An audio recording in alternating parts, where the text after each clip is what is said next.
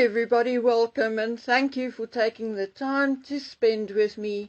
Today's video is going to be an unusually long one, so I beg for your patience and please try to listen to the end. If you can't, then pause, do your chores and come back.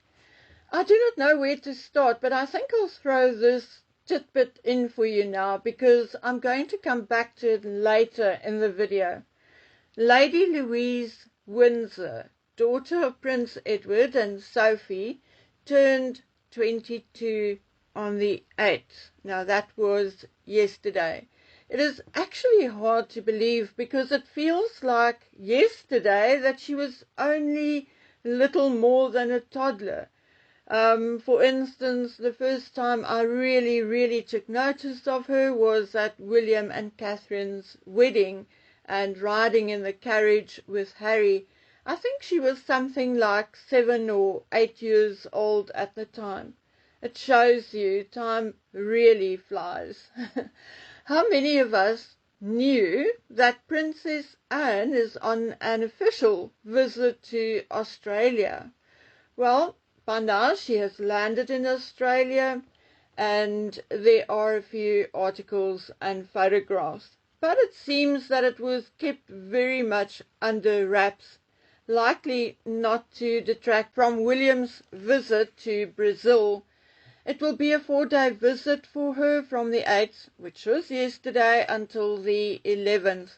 And Anne is accompanied by her husband, Sir Timothy. Princess Anne had been the Colonel-in-Chief of the Royal Australian Corps of Signals since 1997, and her visit will mainly celebrate a century since the formation of the Royal Australian Corps of Signals. On Sunday, today, Anne will lay a wreath at the Anzac Memorial in Hyde Park at the Sydney War Cemetery. At 10, she will attend a remembrance service at 11:30. She will go to a garden party and parade at Sydney's Victoria Barracks. On Monday, she's off to Canberra, and on Wednesday, Princess Anne and Sir Tim will travel to Brisbane, where they will attend a Remembrance Day service, and she will lay a wreath at Gallipoli Barracks. From there, Princess Anne and Sir Tim will depart for a 2-day visit to Singapore on the 12th and the 13th. Princess Anne will meet the President and Prime Minister and visit the Kranji War Memorial and the Airbus Asia Training Centre. Phew! I don't know how she does it. I'm 10 plus years younger than her and I'm tired and breathless just reading it all to you. Now, I've kept an eye on Beatrice and Eugenie since the whole issue with Andrew's titles blew up. How will they react? What will they do? And in my opinion, their actions are slightly bizarre. Let me explain.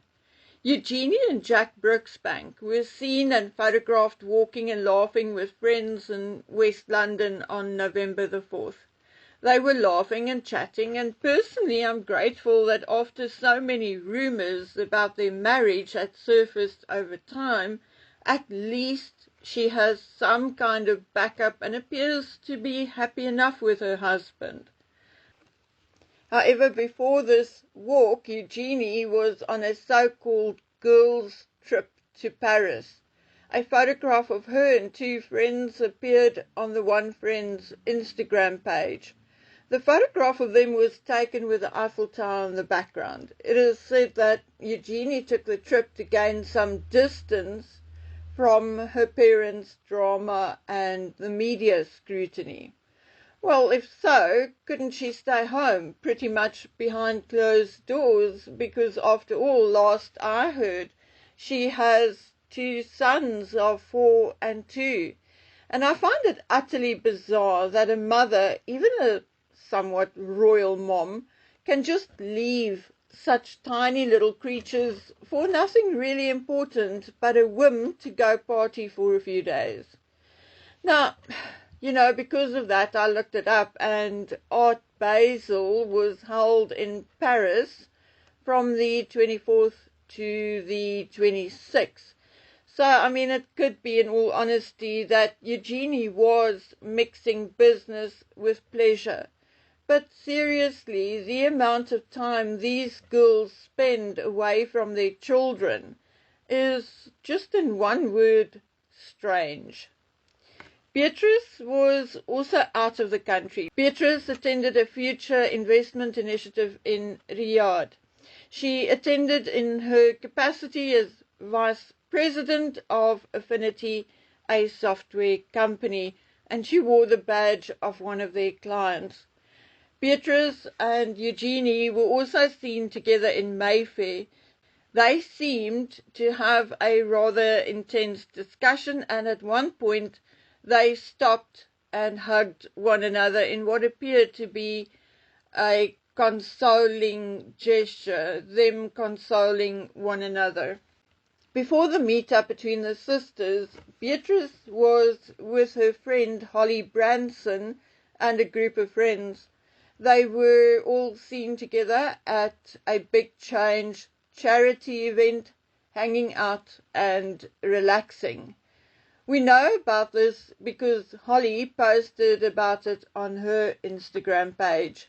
And Holly's post comes just after it was announced that Beatrice is now the new patron of the Outward Bound Trust, a position she's basically taking over from her father Andrew, who was its patron until 2019, when he was, let's say, forced to resign his position.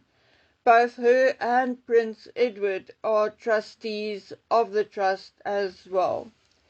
Okay, then, following short on the heels of all of this, an article in the Daily Fail based on an interview with Robert Jobson, a good author, but not my favorite person, not at all. Married 4 times and a real brown nose when it comes to Charles. When it comes to King Charles, I think Jobson is a mixture of Fawcett and Torben Andre. And when Jobson wrote that hit piece on William for his 40th birthday, that was it for me. I vowed never to buy one of his books again, no matter how good. Anyway, so this Daily Fail article, according to Jobson, King Charles has made it clear to Beatrice and Eugenie that they have to stand on their own 2 feet. According to Jobson, Charles told Beatrice and Eugenie to start paying their own way and to stop using royal residences as subsidized accommodation. Allegedly, Charles told one of his friends that the palace was being run like a hotel and not a very good one. Well, number 1, I think this is BS. And number 2, if true, then, spoken by a billionaire who himself does not even live in the palace. Beatrice and Edo have a 6-bedroom manor in the Cotswolds, which they bought in 2021, but Beatrice does keep, as far as I know, an apartment at St. James's Palace for when she and Edo needs to spend time in London for business. There was, however, talk of them giving up the apartment, I think in 2022, but I cannot find anything confirmed whether they did or they did not. But if Charles now wants to use Beatrice and Eugenie to bolster his image and ego, to suddenly make him look like this strict father and uncle, then sorry, Beatrice and Edo really does not have to stay at St. James's at all. Edo owns a number of properties, including a variety of apartments in London. Beatrice and Jack live in Portugal, but also stays in Ivy Cottage when they are in Britain. Ivy Cottage is a small standalone home on the grounds of Kensington Palace. Now, at this point, I truly wish Eugenie and Beatrice would surrender their titles and step away from the monarchy. You never heard Queen Elizabeth II telling anyone what a burden, financial or otherwise, her cousins, nieces and nephews were. She handled her shit in private and did not use her mouthpieces to spread dirt in the media. True or not true, this is horrendous, disgusting, and at this rate, Charles will end up with only Anne, Camilla, and maybe Harry and Meghan at his funeral. Of course, Harry and Meghan will only be there for the photo opportunity. And honestly, I really wish Beatrice and Eugenie will gather every ounce of dignity they have left and walk away. Walk away with their heads held high and one finger up to Charles. Really, the entire royal family led by Charles is becoming a bloody joke. A soap opera like none other.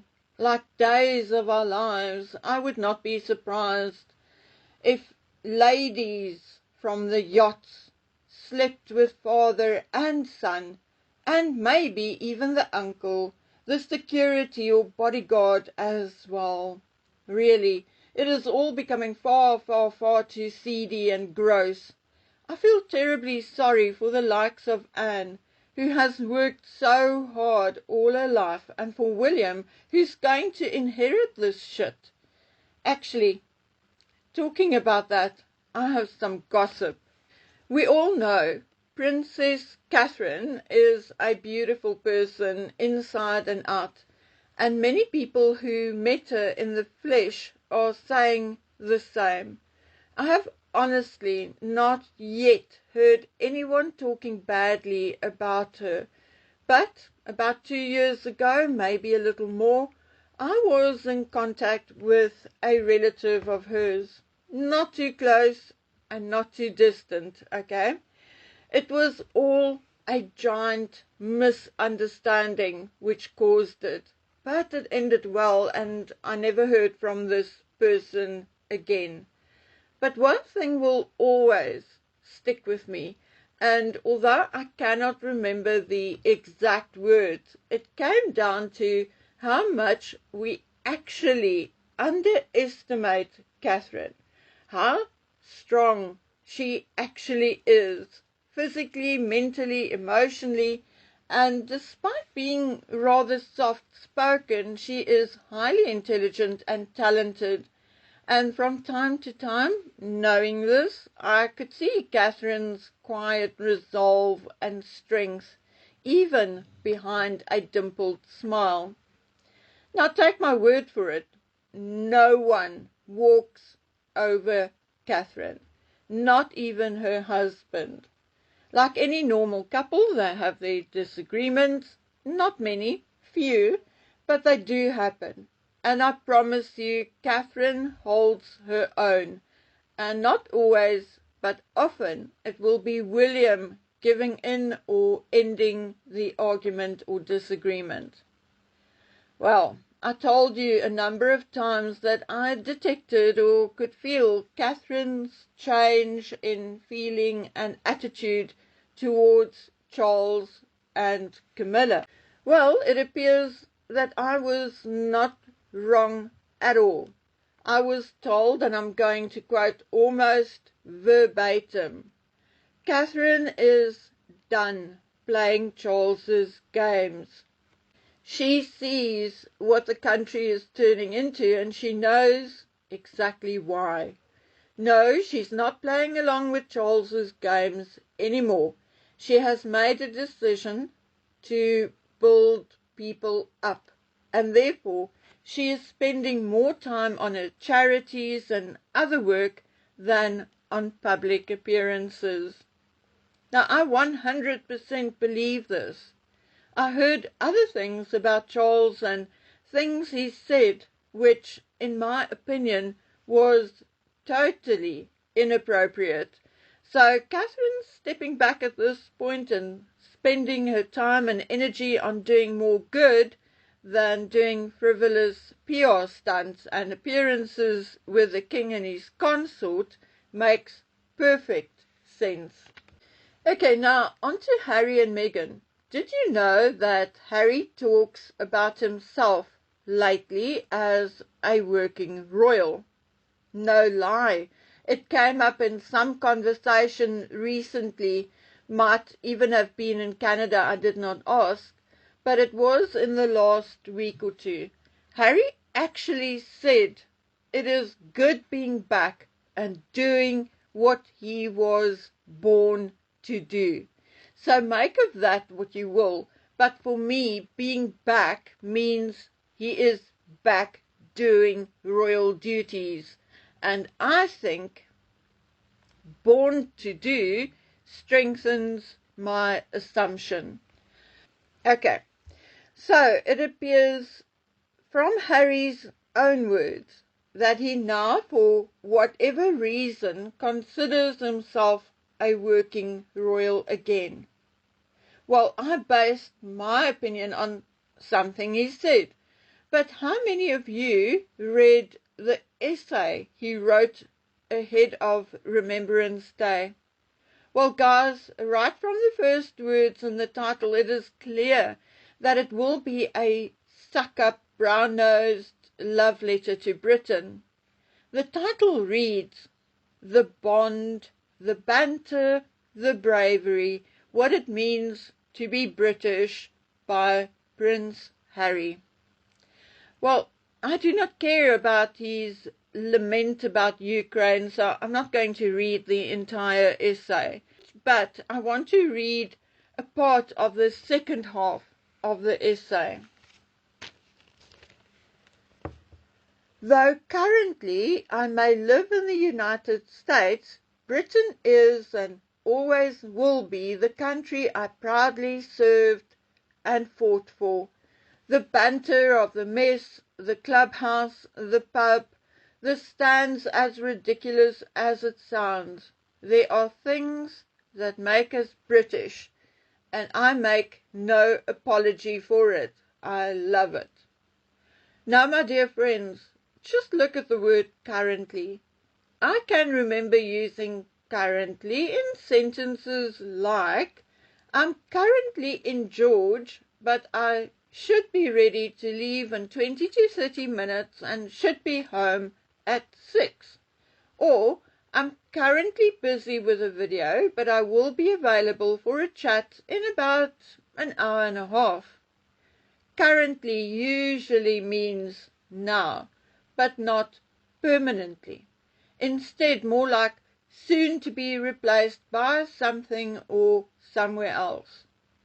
So, coupled with what he said before, namely that it's good to be back doing what he was born to do, I would not hesitate to say that I think he's hinting at going back to England. My information is still, it has not changed, that despite anything and everything in the media and gossip, Charles still wants Harry back. Now, who originally came out with a story that Charles faked the treatment in order to get out of a visit by Harry? I mean, who was it? Because it's such a huge lie. Total and utter bullshit, tripe and rubbish.